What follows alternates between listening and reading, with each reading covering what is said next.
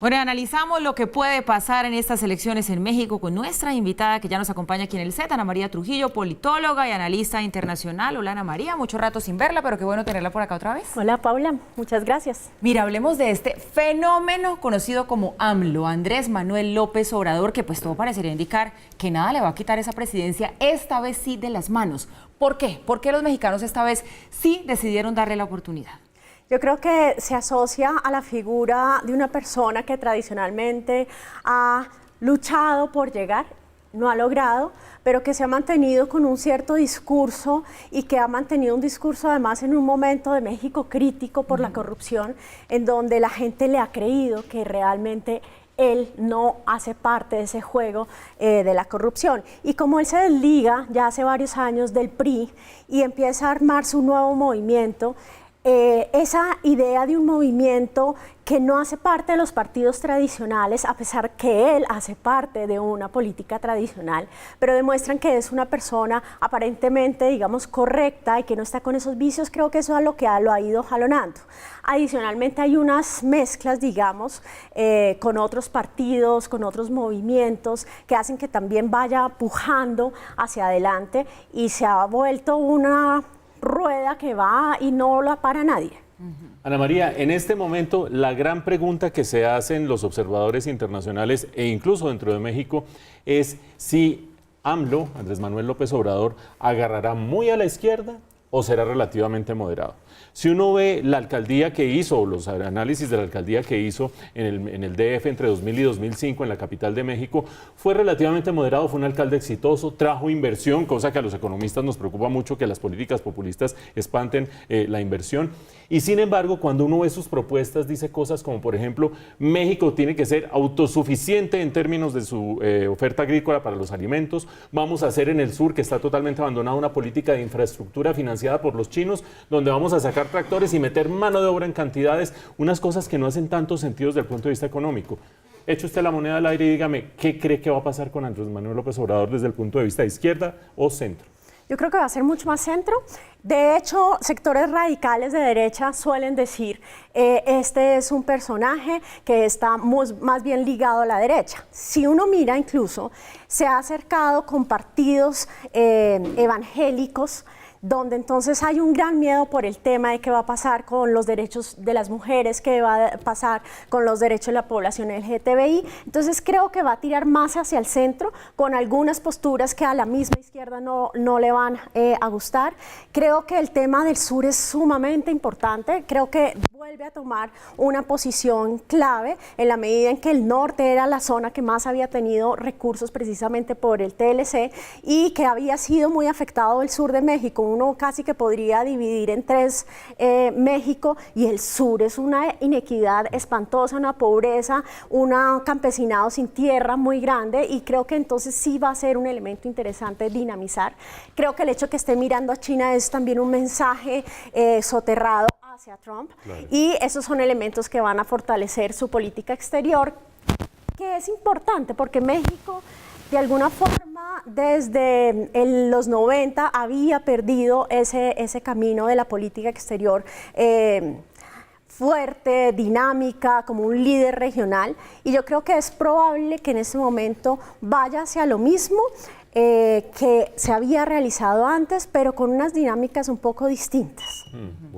Bueno, pues interesante. Ana María Trujillo, politóloga, analista internacional, nos ha acompañado esta noche para darnos sus visiones, sus percepciones acerca de lo que puede ser un nuevo gobierno en México de 6 años, que empezaría pues después de lo que suceda en estas elecciones. Buenas noches, Ana. Gracias, que estén muy bien. Y seguimos hablando de este tema. Nos enlazamos ahora con Pablo Reina, periodista de nuestro canal aliado 1TV. Él se encuentra en Ciudad de México y bueno, con él queremos hablar también de cómo perciben las cosas allí justamente en este país que va a ser el protagonista de las elecciones. Hola Pablo, qué bueno saludarlo. Y bueno, déjeme preguntarle, ¿se da por sentado allí en México, como lo vemos desde afuera, que ya el ganador es Andrés Manuel López Obrador?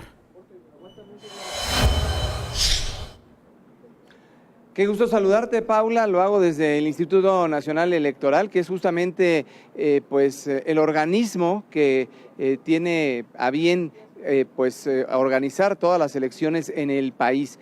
Mira, no se puede dar por ganador a nadie, sí hay preferencias electorales muy marcadas, se hacen encuestas, como tú sabes, pues a lo largo de todas las campañas para conocer cuáles son las preferencias de la ciudadanía, y lo que sí arrojaron estas pues encuestas a lo largo de los 3 meses que duraron todas las campañas presidenciales fue que Andrés Manuel López Obrador es quien está arriba en las preferencias electorales. Pero esto no está dicho, lo han demostrado varios, esto quiere decir que no es un resultado total, las elecciones se tienen que realizar, y te pongo como ejemplo las elecciones de Estados Unidos, que tenían como ganadora a Hillary Clinton y resultó que ganó Donald Trump. Sí. Entonces, aquí en México tenemos muy claro que una encuesta no es necesariamente el resultado de una elección.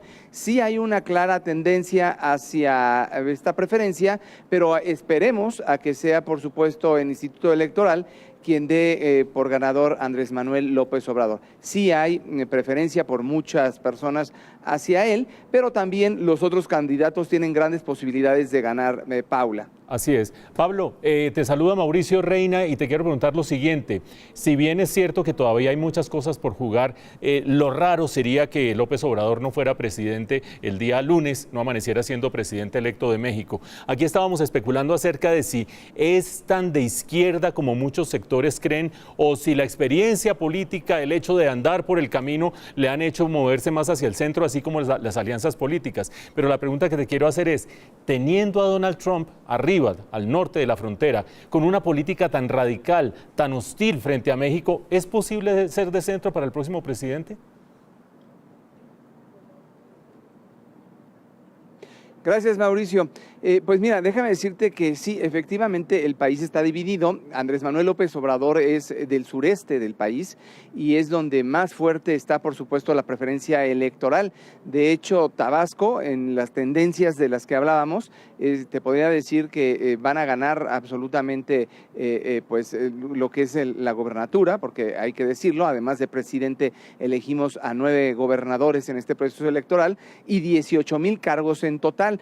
Y en el norte del país, por supuesto que hay en algunos estados tendencia y preferencia hacia, por ejemplo, el candidato de derecha, que en este caso vendría siendo el PAN, o también, por ejemplo, al del centro, que es el que está en el gobierno, que es el PRI, ¿no? Y de alguna manera sí se mueven en distintos estados las preferencias. Esto se va midiendo en las encuestas, pero como te comentaba, por ejemplo, la Ciudad de México o el estado de Veracruz es donde más electores hay por el número de población que hay y son determinantes en la elección. Entonces, aunque tenemos un conteo muy distinto, por ponerte un ejemplo, el de Estados Unidos, que votan y son por estado, aquí sí se cuenta voto por voto. Entonces es muy importante conocer cuál es la mayoría. Aquí la votación es quién tiene más votos. Y sí puede haber una, ahora sí que un conteo muy cerrado en el que haya muy parejos, y ahí habría que hacer un reconteo en caso de que sea necesario. Y esto, por supuesto, pues lo irán marcando los procesos.